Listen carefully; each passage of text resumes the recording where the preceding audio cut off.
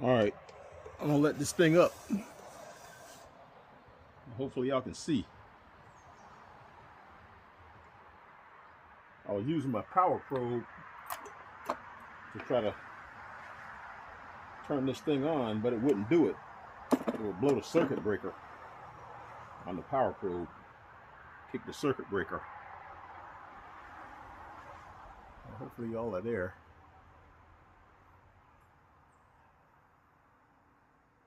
But other than that,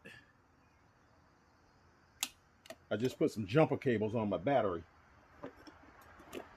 just so I can make sure this motor will spin. And I cleaned up this disc right here, but I might be end up bypassing all that stuff and just making a handheld reverse switch straight to this motor. But just doing like this, I can show you that it works.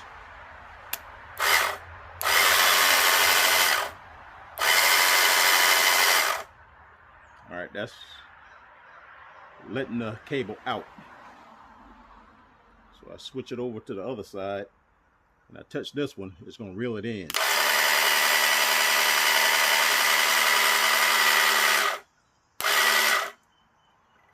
So I'm gonna leave it right there for now. Put some slack in it. All right, so this thing works.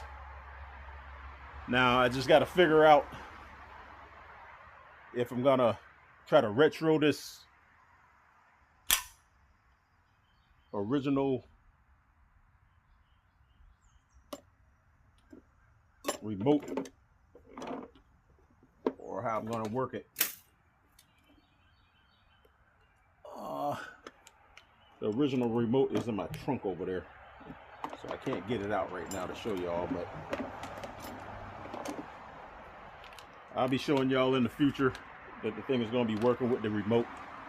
So all I gotta do is just use the original adapter right here, and I'll make my forward reverse. I have a spare for a worn winch, but they all do the same thing: momentarily forward, switch reverse. You know what I mean? Toggle them, forward, reverse.